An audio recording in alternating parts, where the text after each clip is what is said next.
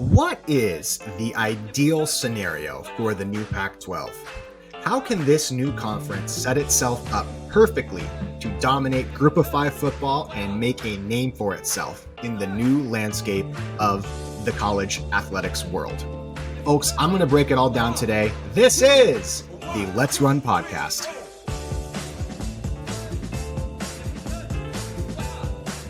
I want to welcome you all on the show today. Thank you so much for checking it out.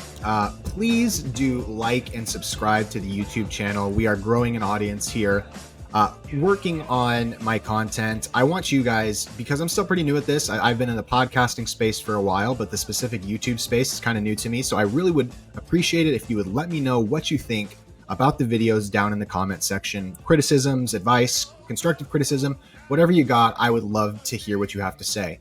And if you disagree with anything that I have to say in the show today, please let me know. Please contact me, DM me, email me, comment in the YouTube comments, and I will respond. And please subscribe as we build out this channel. Again, I primarily cover UNLV sports, but I do talk about all things in West Coast college football, realignment, UNLV specifically. I want to know your thoughts, and I want you to be a part of the Let's Run podcast. So guys, today, the purpose of the video, we're going to do a little bit of a shorter one today, but yesterday, a couple of days ago now, I posted a video breaking down why I thought the new Pac-12 was a financial disaster. And I think a lot of people took that video, and perhaps this is my own fault, and this is something that I can improve on, but took that video as me saying, that I'm not rooting for the new Pac-12, when I absolutely am. You have to understand that I grew up, UNLV football was really bad for a long time. And so I grew up because my family, even though we all went to BYU, we were never big BYU fans because they always were competing with UNLV, specifically in basketball, back in the old Mountain West days. And so I kind of grew up a Boise State football fan. I remember going to the Las Vegas Bowl that they were in 2011, I think. I can't remember the year exactly. And then I actually lived in Boise for a while. I have a lot of good friends in the Utah State fandom community. And I really respect Colorado State, what they've done, what they're doing. I really appreciate that university. And so I want the Pac-12 to succeed. Obviously, my primary goal is always to support UNLV in every scenario. But I think the Pac-12 has a path to dominating not only Group of Five football, but establishing, while it won't necessarily technically be an auto bid to the college football playoff, the Pac-12 is not going to get an autonomous status back. I do think the Pac-12 has a path to essentially, even if not legally and technically, receiving an auto bid every year just by virtue of dominating on the field the other Group of Five conferences. And so I want to break that down for you today, step by step, essentially how the Pac-12 is going to go about really establishing itself and propelling itself into the future, not of a 6-year term, but of a 15 or a 20-year term. I don't think that this conference wants to exist only for 6 years, although certainly there are members in it that do not think of it as their end goal. But I want to give you what is the ideal roadmap for the Pac-12. So let's get started. Let's talk about Pac-12 domination. Let's talk about how they can go about really hurting not only the Mountain West. Obviously, they already took most of the best schools in the Mountain West, but the other conferences in college football as well. So step one, it's going to be, and this is kind of an obvious one, as you see here, I actually think it's really interesting. Texas State in San Marcos has this beautiful river going through it. It kind of reminds me of the Boise River, although it looks like it's a little more swimmable than the Boise River. When I lived in Boise, I would run along the Greenbelt all the time. And so I really love that river. But they finally need to announce both their media deal and the addition of Texas State. Now, these things are expected. I'm not going to talk specifically about media numbers because ultimately media deals are great, but the way that the Pac-12 survives and thrives is by winning on the field. And winning comes first, and they've got some schools that have done a lot of winning in the past. And so ultimately, what we're going to remember this Pac-12 by 10 years from now is not going to be, a media deal that was announced in July or June or whatever. It's going to be, were they able to win on the field? And so this is the first step. And, John Canzano today reported that we weren't expecting any news within the next 24 to 48 hours. for the Pac-12. Now, what could that mean? That could mean 48 hours from now on Friday, we get a announcement of the Pac-12 media deal, and we get the announcement of Texas State being added officially. There is a deadline for Texas State to join by July 1st, or else the exit fees in the Sun Belt do go up. I think they double to $10 million from $5 million. And $5 million is a completely reasonable exit fee. I would imagine that Texas State is going to pretty easily come up with the money to transition into the Pac-12. Texas State is a full member in the Pac-12, and the media deal, we're not going to talk about numbers. That's the first big thing. Alongside this comes the Mountain West mediation. I'm not going to get into detail about what the results of the Mountain West mediation need to be. Again, that's the money side. We've kind of talked about the money side already. Regardless of what the mediation deal is, the Pac-12 is going to exist. And so, yes, do they need to get a favorable outcome in mediation? Absolutely. But it's not the most important thing compared to the Pac-12 just getting itself built, getting itself created.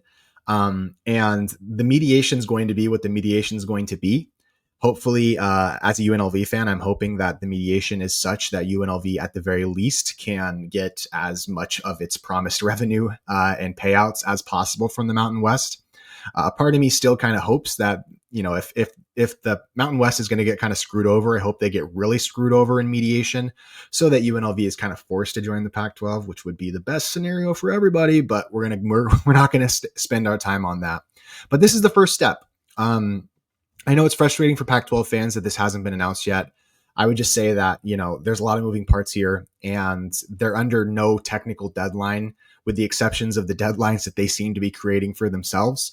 I think it was probably a mistake to leak to Ross Dellinger that they were expecting a media deal very shortly. People probably thought that was coming imminently.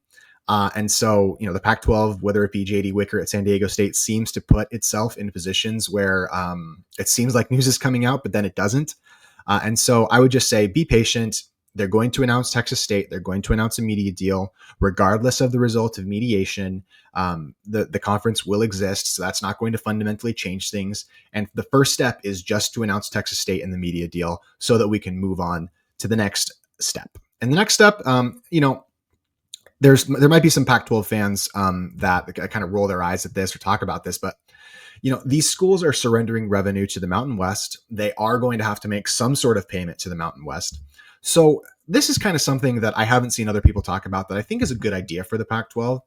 The Pac-12 apparently still does have a treasure trove or a treasure chest of funds. And what I would do if I was, the conference itself, and I know that Oregon State and Washington State have a big role to play in this, but if I was the conference, I would try and disassociate myself specifically from Oregon State and Washington State in terms of leadership. I don't want the other members of the Pac-12 thinking that Oregon State and Washington State are essentially the leadership of the Pac-12. Even if that kind of has been the case ostensibly for the last couple of years, I would set up some clear boundaries between Pac-12 leadership and Oregon State and Washington State so that every member of the Pac-12 feels like they have a say and they're not being kind of controlled by Scott Barnes in Corvallis and the leadership, obviously, in Washington State. So here's what I would do. I think this is a good way that the PAC can leverage themselves. So, for these exit fees, which are going to be, a financial commitment for these schools, I would use existing PAC funds as bridge loans. Now, the schools, what this means essentially is that in the first year, not having bowl revenue, not having NCAA tournament revenue, having to pay off exit fees to the Mountain West, I would offer these Mountain West schools, Boise State, San Jose State, San Diego State, Fresno State, and specifically Fresno State and Utah State probably are going to need this more so than the other schools. I would offer them bridge loans. And, I would say, hey, you can either repay these over a 10-year period, or if you want to exit the conference, you can repay them in full amongst the exit of the conference. The next thing you have to do is the reason you want to do this is because you want your schools to be financially secure in the new Pac-12. Now, the new Pac-12 doesn't have so much money that it can be, in its treasure chest, that it can be throwing around money willy-nilly, no problem, to all these schools and saying, you never have to pay us back, whatever, here's unlimited money. But the Pac-12 can use this as a bridge, helping these schools transition into the Pac-12, but also perhaps with interest even using these loans as a way to replenish conference funds in the future and on a yearly basis. This is a 1 or a 2 year bridge loan to help these teams. It's not the same as gifting them money to help them pay for their payout out of the Mountain West. It is something that these schools will have to pay back as the schools make more money. It's a way to allow these Pac-12 schools to be more financially secure while also, um, you know, giving themselves the opportunity to make money in the short term and grow over time to where the conference in the long term can be paid back in the 2030, 2031, 2032 range, where you might have schools defecting from this Pac-12 to whatever happens with the power leagues. The other thing you want to do is establish reasonable exit fees. Now, I know that this is probably already in the reported grant of rights that the new Pac-12 schools have signed. The structure of these exit fees is pivotal. And this is part of the reason why I was saying that I hope that the Washington State and Oregon State leadership, for the sake of these new Pac-12 schools, is not too controlling over the rest of the schools in the Pac-12. Now, I think Boise State and San Diego State have real power and real leverage in this situation too. But if you're a full member of the Pac-12, which schools like Utah State and Fresno State are, and Colorado State too, you want to make sure that exit fees exist, because exit fees have existed in essentially every conference, that protect you if these schools are given, whether it be Oregon State, Washington State, Boise State, San Diego State, if these schools leave in 2032, you have to establish an exit fee scenario which will protect you, much like the Mountain West did, and has given the Mountain West a life raft essentially. You need to protect yourself. San Jose, New Mexico, Reno, and actually all of these schools that are now in the Pac-12, they were a part of negotiating the Mountain West exit fee scenario. And you have to do this in the Pac-12 in the Pac-12 too, just to protect yourself legally in the 2031, 2032 range. We're going to move on from this, but I think that bridge loan idea is probably something that's been floated around. I think it's pretty smart. Survive year one. Listen, building a new conference on the fly, this is not an insult to the Pac-12 at all. Building a new conference on the fly is really difficult. And there's a lot of moving parts. There's a lot of costs. There are going to be growing pains for the Pac-12. What the Pac-12 needs is a good year one. And it's not going to be perfect. The Pac-12 might not hit its stride in year one. It might take till year 2 or year 3. You're going to need some of your premier brands to do pretty well. But essentially, just get through the first year. Get through the first year. It'll be okay. The Pac-12 can do it. There's going to be financial strain. There's going to probably be some tension between the schools trying to establish this new conference on the fly. If you can survive year one and just kind of plow through and make it through, which the Pac-12 will do and is going to do, but that doesn't mean it's not going to be difficult, you're going to set yourself up for some future success here. So the next one. This is the biggest one that I have seen being talked about by Pac-12 fans. It's been brought up a lot, and it makes a lot of sense. I think this is probably the most pivotal move, specifically in terms of Memphis. And so for 2026, obviously Memphis is off the table. The exit fees from the AAC are too high. So that's not going to happen in 2026. But either in 2027 or 2028, the Pac-12 needs to add Memphis as a football-only school. Now, Memphis is not going to want to be a full member of the new Pac-12, specifically for a couple of reasons. One, Memphis wants to be a part of a power league, preferably in the East. They want to put their stick and ball sports, their track, their non-money making sports. They want that to be in a geographically convenient conference for them. Memphis basketball specifically probably would be a really good fit in the new Pac-12, but do I think Memphis is going to put both its basketball and its football in the new conference? Where would it put the rest of its sports in that case? I think that, Memphis basketball is such a valuable commodity. In fact, it's probably more valuable just in terms of brand recognition, not in terms of revenue generation, obviously. It's probably more of a national brand than Memphis football is. And that's not to say anything negative about Memphis football. Memphis football is great. But I think that Memphis needs to put its non-football sports in the Big East. This isn't my idea. This has been thrown around a lot. Memphis basketball is clearly floundering in the AAC in a way that's really unfair to a very special program. And so what I would do, and I'll talk about St. Mary's in just a sec, But what I would do is offer Memphis a special condition to join the Pac 12. You have to make it financially worth it for them, but I would not make it so that you're paying Memphis an outlandish portion of your media deal. I wouldn't say this is a cash incentive agreement to join the conference. Instead, I would say to Memphis football, you can join the Pac 12. Give them this special deal because they'll provide value. You can join the Pac 12, football only, and you can leave with a very reasonably low, I'd say like a $5 or $6 million exit fee at any time, lump sum payment, and you can leave the Pac 12 if you want to put your basketball and football in a new power league in 2031 or 2032. I would offer them this. Why would you do this? Why would you give up this level of flexibility? One, if it means that you can keep and Memphis basketball would be making a lot more in the Big East in this situation, so it would help offset Memphis's leaving a little bit of money on the table here.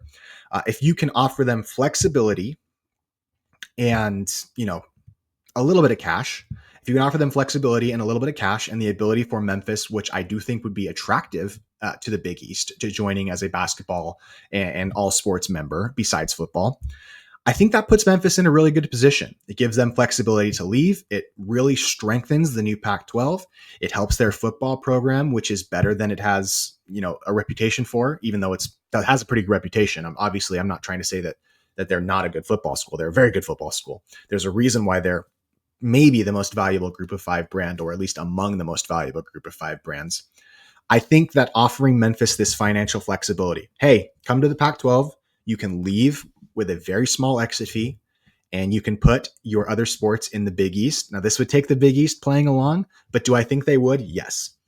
The other thing that I would do is you could probably try and reach out to one other school in the AAC for a football only member as well. I don't know what school that would be. I don't know if that's Tulane. I don't know if that's, you can offer them a full membership if they want. But I would try and get one more school from the AAC as a football only member. I think UTSA is probably the school that I would go after.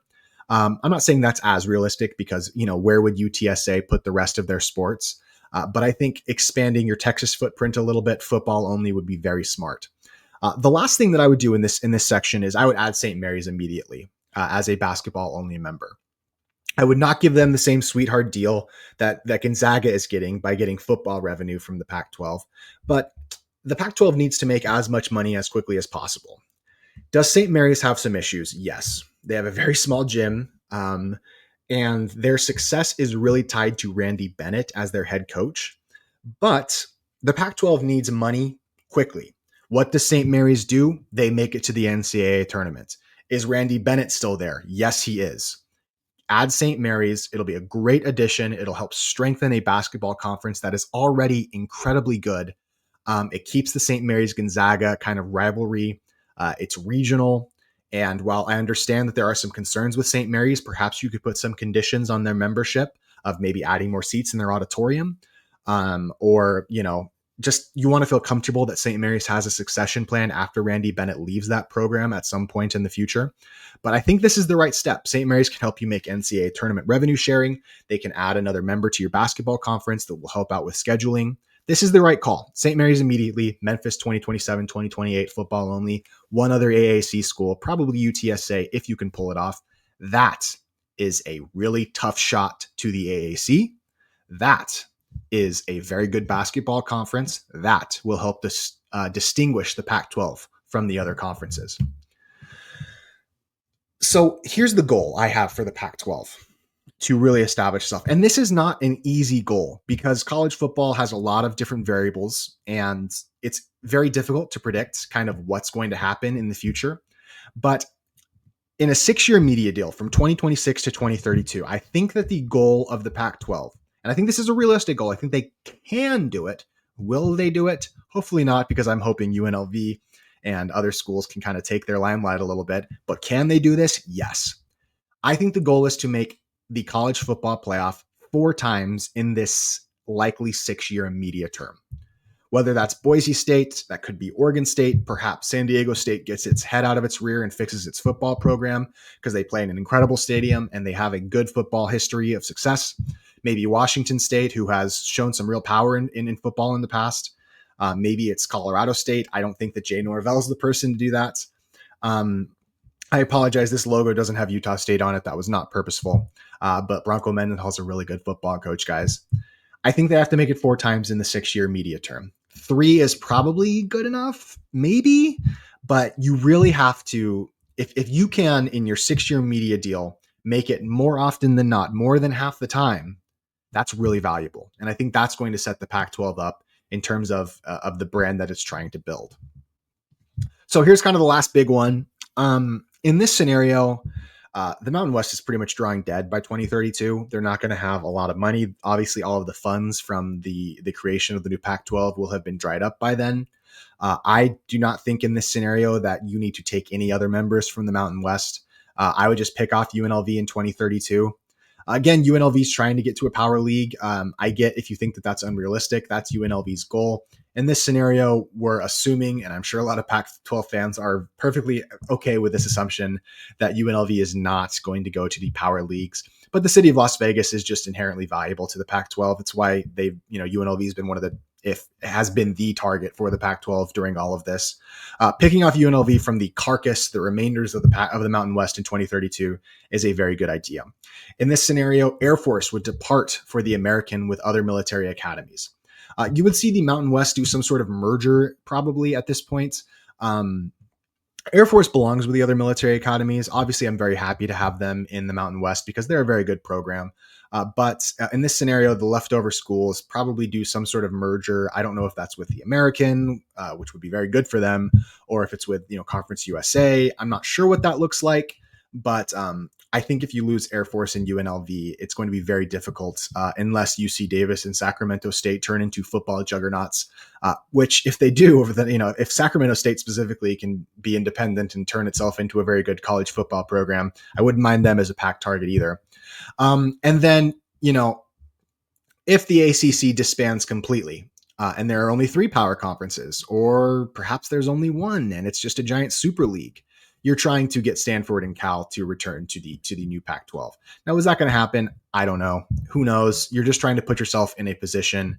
Do I think Stanford and Cal would be a part of the new Super League? I'm not sure, to be honest with you. I'm not sure who would be a part of that, who wouldn't. Would they remain in the ACC if they could? I do think so. But put yourself in a position to get Stanford and Cal to join the conference. And that's it. I think the Pac-12 has a path here, guys. I really do. I believe in the conference. I think it's got good brands, good schools, and I'm really excited for the future. I'm excited to watch it, even if I wish UNLV was a part of it. I hope that you guys know that, this is content. We're in the summer, and feel free to engage with it. Feel free to talk to me. Feel free to dispute what you think I got to say. If you think that my roadmap is unrealistic, if you're a Mountain West person, let me know. I'll talk to you about it. If you think it's a good plan, if you think I'm missing something, please let me know. Please like, please subscribe. And folks, let's run.